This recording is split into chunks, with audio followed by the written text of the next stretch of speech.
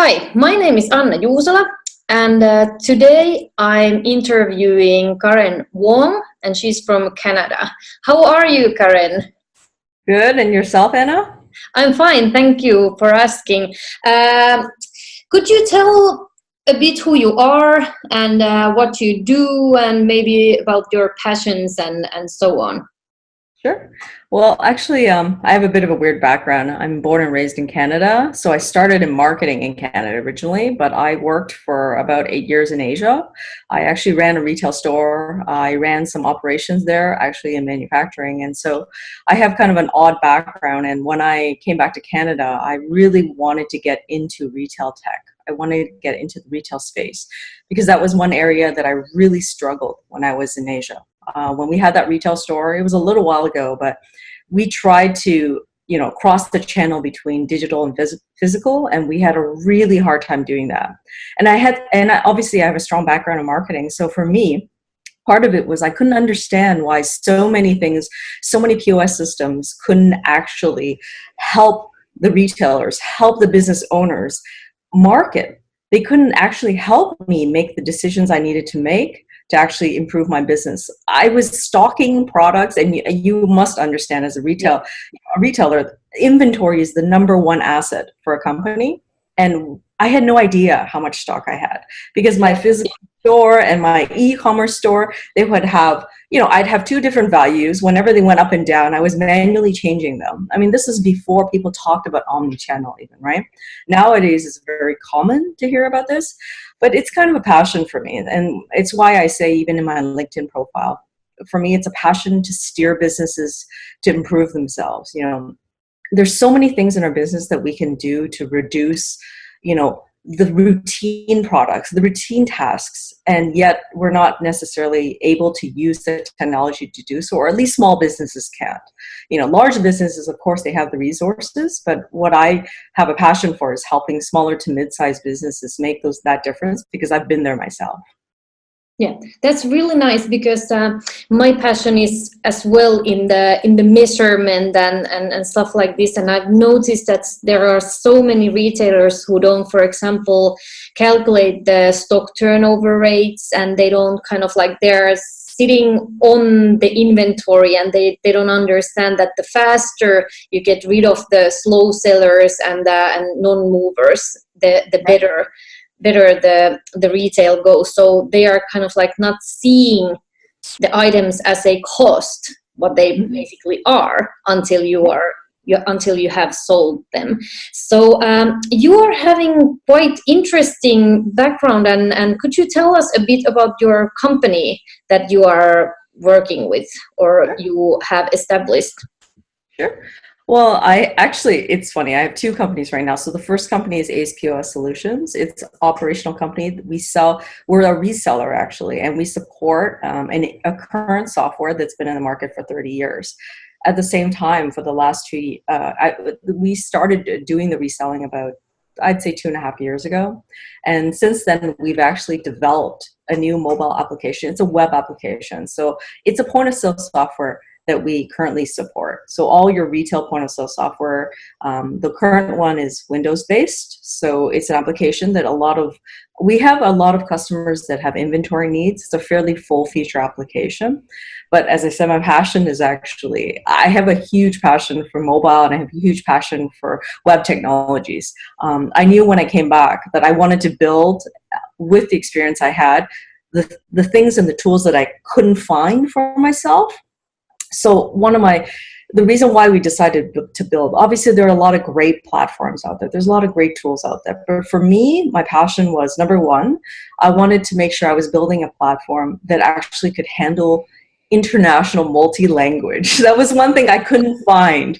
I was in Asia and I was trying to use, Chinese together with English, and there was very few platforms that could handle both together. They can handle one often, but not both. So that was one issue. And then the second part of it was I wanted something that actually had the type of marketing integrations that I couldn't find. My current company is, as I said, is AcePOS, but the new application, it's funny that you contacted me. We're actually going to be beta testing in the fall now with a new application. We have a lot of customers, existing customers, who actually are thinking of moving on to this new application. It's actually called Taco Labs. And so for us right now, we want to partner. We've been actually negotiating with a number of different partners. I can't talk too much about it because it's actually under NDA. But even our existing application, for example, we integrate to MailChimp, for example, Okay. which something very, very, to me, is a minimum for a point of sale system. You need to be able to utilize that customer information that you've gotten consent for these customers to actually receive information. Most POS systems are not the same as a CRM. They're not the same as an email marketing service, right? They're not going to have the capabilities of mass email. So it's a simple integration, which we felt was necessary to allow our smaller retailers the ability to send mass emails easily, right? I mean, nobody has the time to sit around designing and building these type of emails. You can easily utilize systems like this. And so, this is the type of thing that we're going to be building, and we're actually going to be launching very, very soon. We have partners for ad marketing, actually. Online marketing, we're negotiating for that. Even AC Nielsen, for example, or Nielsen, the Nielsen company, I mean, we've been negotiating things like this, but I can't go into too much detail yet. But the whole point is we want to allow our customers to utilize their own data to basically sell more. Okay, that sounds good. I think there is a need for that one. And as well as I've noticed a bit of difficulties maybe for analyzing the data, that, for example, there are a lot of technical gadgets and stuff, how you can calculate or measure or gather the different kind of information. But then when it comes to the weekly routines and planning and implementing the strategy, it's not that easy, especially for the smaller retail owners. So, for example, checking the stock rotation, the margins and stuff like this, the top and bottom sellers and stuff like this. Do you have any tips for that, how you are kind of working when you are steering to success? Well, one thing is, I'm sure you understand right now, in retail, there's a lot of tech that's already in place, right? A lot of it is designed for really more established businesses. So for smaller businesses, one of the biggest difficulties is, for example, barcodes. Let's just talk about that. With barcodes itself, some of the technology out there is great, but it's expensive. To buy a barcode scanner, a real barcode scanner with the type of capability to do the type of things people need to do, it's actually very, very difficult. And it's surprising that a lot of people actually don't utilize more of the newer mobile technologies. Even in our own company, we have a mobile scanning application. Right now, it's only Android, but we're going to be launching that together with our new application. And I mean, it's not an expensive Google app. You just download it and you use your phone to scan. One of the things I feel that's been one of the barriers for a lot of our customers is they can't afford to buy, very, very expensive enterprise hardware to be able to scan, for example, the receiving, to be able to scan inventory count as they go, to be able to scan products in the store, be able to label while they're walking through the store. These type of technologies are actually available. It's not just our company. A lot of the companies are also offering this. And so I feel that small businesses can utilize that type of technology, but it needs to be technology that's open. And so they either can integrate it easily, whether it's as simple as a CSV file or whether it's actually a direct integration. These are the type of things that people need. And then even if you talk about other things that can help, for example, people don't use enough social media integration, in my opinion, in the store, right? Yeah. That's something that people can utilize more, but again, point of sale systems don't often even retain the information for that. So how do we cross that barrier? I do believe because of the technology and because of the ability of newer, social media platforms often run on QR codes. LinkedIn has a QR code, just scan and meet people now, right? So these are the type of things that we can utilize. I mean, if we have the ability to capture, for example, let's say LinkedIn profiles, if we have a barcode scanner that can take that QR code and a system that can accept it, you easily can scan people's information. And actually, if they give you consent, of course. I know in Europe you have GDPR, right? So Yeah. it's a problem, and I understand that. Even for ourselves, Canada has a new privacy law coming up. It's going to be the same thing. Yeah, and there are good points on that one to have the privacy. Yeah. I totally agree. These are things people need, but I just feel that retailers can start utilizing some of that newer technology to be able to link, for example, and I know you work with merchandising, for example, right? So with merchandising itself, there's so many things that a retailer can be doing with that technology, being able to scan weekly, using the more affordable technology. We have some customers right now, they actually, because the information that is imported, for example, into the scanning app that we have, our actual retailers just have some of their staff, they use their own cell phones if they have to scan the information, and then they actually upload it right away into the system. So every week now they're doing partial counts. So when they do the partial counts, they're seeing the sales information more accurately. Is there theft? I mean, we talk about merchandising, but that's a huge area in which we can improve sales. But the other side of it is, how do you reduce theft? I mean, most retailers I had no idea. I encountered it. We actually experienced theft in our store, but we didn't even know until somebody just happened to look through the CCTV camera because they were suspicious one time. I mean, because if your inventory values are not correct, there's no way for you to be able to know if that 10 items that you had was supposed to be 15 or not. Yeah. And the stock count, that's something that it's really pain in the ass for the small retailers when they have to do it on the manual way. When I was a store manager, we were doing the stock count every month. So I really know how it can be but it was really good because then we didn't have so many errors. We could see when what was theft or something like this. But if you are doing it like once a year, it's a catastrophe. So definitely they need something to. We have one customer, for example, that thought that they were selling really well this one product, and the sales data didn't really look accurate. So they finally looked into it and they found out an employee was actually stealing from them the same item, and they thought they were selling, and they keep bringing it back in.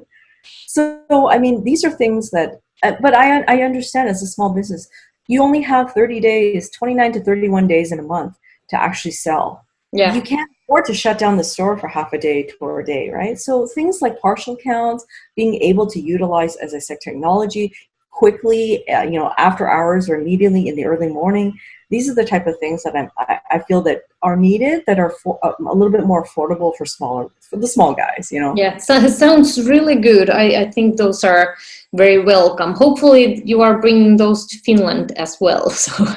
Well, my goal, as I said, when I said, is international, multi-currency. So for sure, Europe is definitely, an area in which we want to actually go. But the main point is, for us right now in the beginning, we're going to be testing. The only good thing is, in Canada we have French and English. So, and then obviously, that's true. Well, in the US you have Spanish. So we know if we can handle, the three languages in North America very, very easily, then we know for sure it's time for us to expand.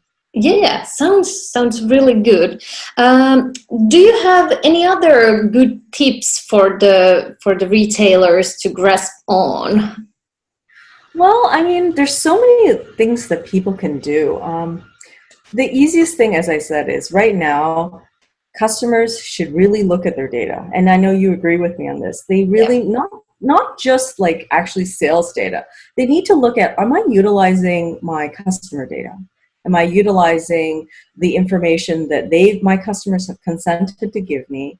Have they actually utilized that to either, something as simple. I'm not sure, again, in Finland, how do you guys have certain areas? Like, do you have postal codes? We have zip codes and postal codes in North America.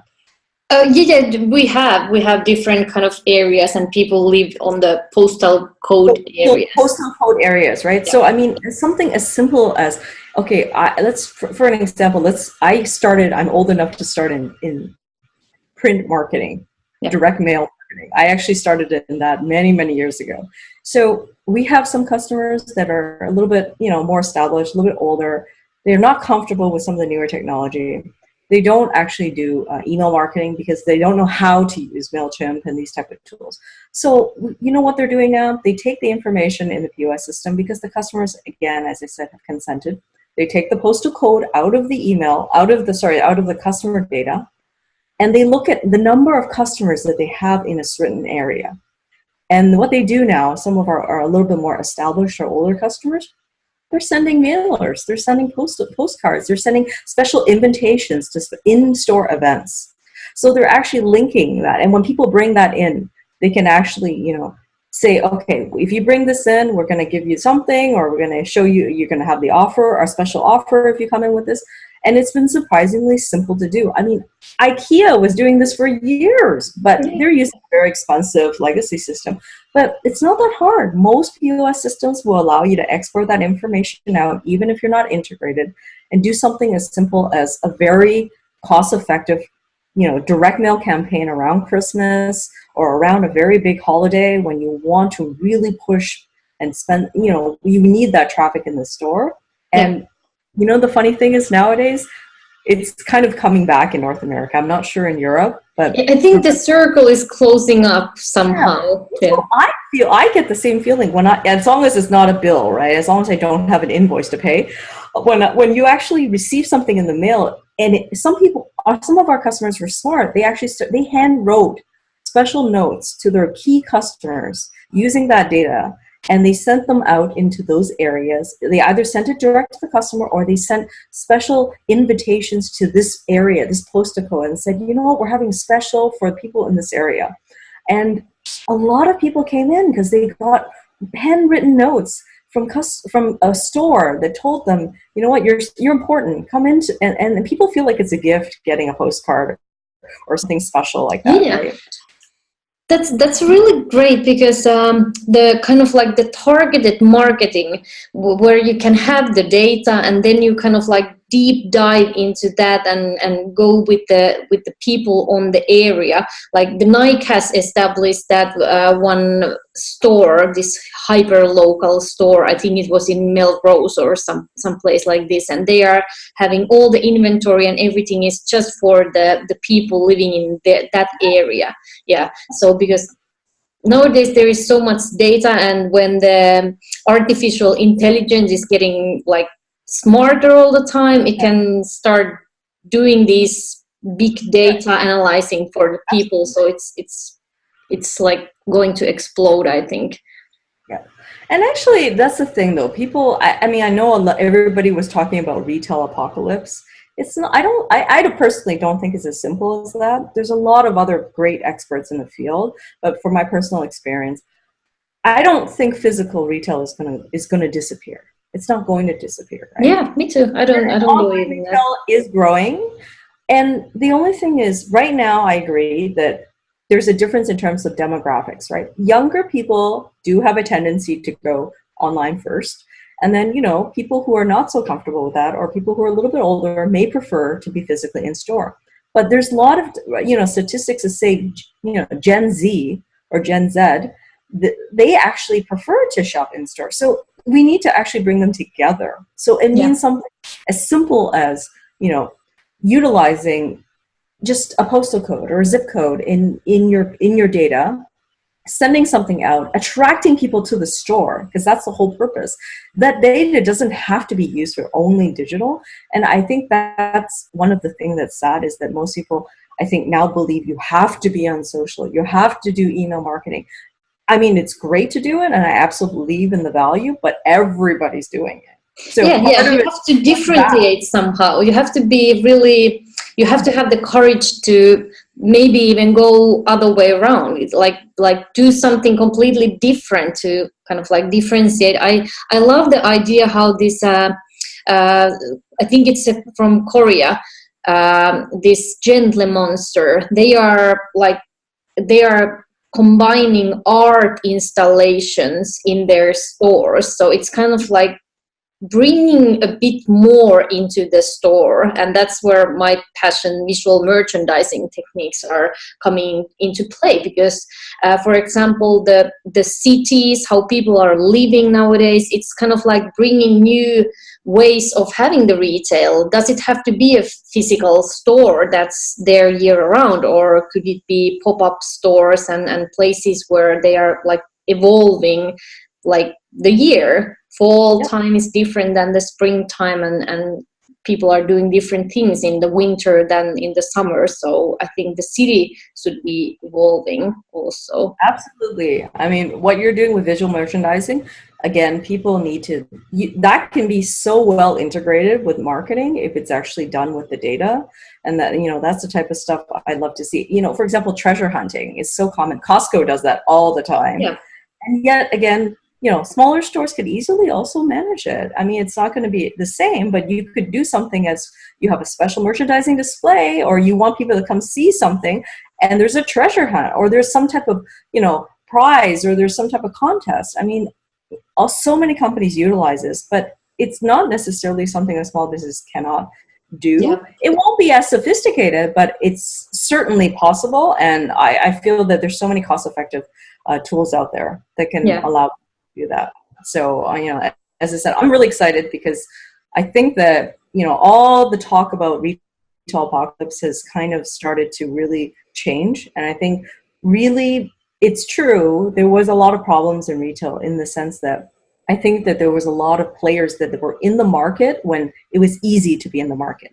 Yeah. So, a lot people like Steve Dennis, he's a great expert in New York. And so part of it is we talk about, he says all the time, boring retail is it's evolving, right? And changing, and I think that's the best part of this retail apocalypse thing, that it's kind of like it's pushing people to do different things. Do you have anything you would like to add? We are running out of time, so if there something that is left unsaid? At this point, I think we've covered kind of the main topics. I'm hoping I'll have a lot more interesting information for you, especially once we've done our beta. And we're actually going to be, so we have a lot of customers that are waiting to actually switch over because they want something. They understand. And I mean, a lot of POS companies have been built by people who actually were in retail. But I'm, part of it for me is as a marketer, I'm coming from that perspective, and I totally understand, there's so many great point of sale systems out there. But for me, the marketing side of it, the management of inventory together with marketing is key. And I just hope that, a lot more people start looking into it. And I definitely, like yourself, you said you're encouraging a lot of people to use data. That is my passion. I feel people just know the people don't understand how much information they actually know about their own store. If they just analyze, like you said, turnover or even like shrinkage or loss, right? I mean, these things are, imagine saving 5% on your inventory every year. That's huge. It's not just selling, right? I mean, I'm a huge fan of pushing and trying to improve that net income, right? But at the same time, if you save 5%, not even 5%, 1 or 2%, think about how much money a retailer spends on purchasing. Planning and budgeting and analyzing. Absolutely. I mean, like that's the entire game, right? And that's something where it's so hard if you're not actually managing everything properly.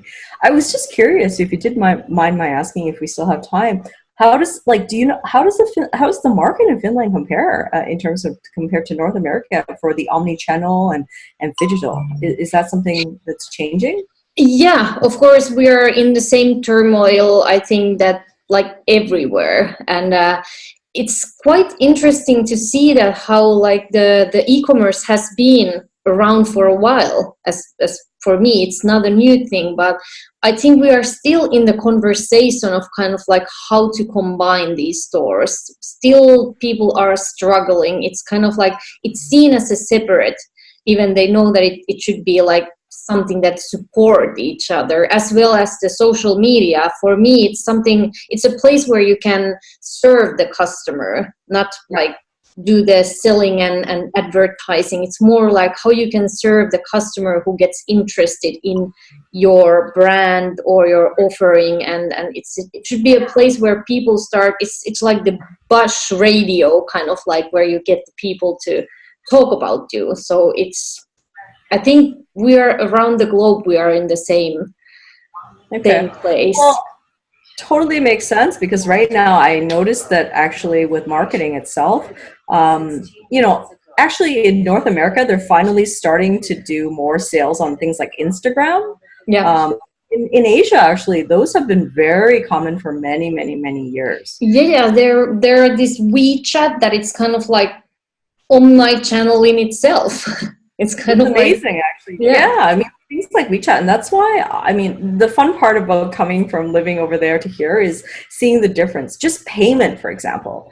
I mean, payment is changing dramatically. I mean, Apple Pay and all these different payment methods in North America are starting to come in, but in Asia, they really are advanced, and even in Europe, you guys are much more advanced to a great extent with some of the payment methods. And so these are the type of things where you're trying to make it easier for a customer if they're on your website, if they're on your mobile phone and everything.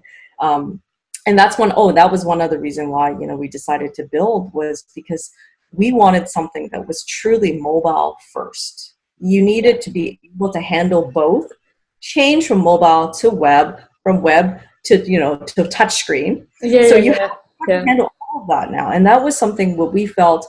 And another thing is that we did not want to only build to one platform. A lot of people build to only, Apple, only iPad, or only Windows. We wanted it to be everything, because you can't be just one platform anymore. There's no, you can only operate in only Android. But that's one of the difficulties of programming and in working in software, is that before, in the past, you had to program to one platform, and now there's newer technology that allows you to do things cross-platform. So I hope that was helpful. I'm sorry if I took too much of your time. I think this is really interesting, but I think we should start to wrap up, and I will provide your LinkedIn profile as a link, and also for your company website if people want to go and check out what's happening in there. I appreciate that. Any type of questions, or if I can help anybody, they're welcome to definitely write to us. Oh, great! I will appreciate that one, and I hope you have a nice day today. You are having the Labor Day off there, so enjoy your. Working from home. I'm sure you understand. It's sometimes when you're a business owner, and I'm sure every retail owner understands this, you're almost lucky because there's a public day when you can do some work. Yeah. The day when we don't have the office open, but that means I have the time to do the things I never have time to do. Yeah. You can enjoy the home office day. It's nice. Thanks again, Anna. I really appreciate the invitation. Yeah. Thank you. Bye. Bye.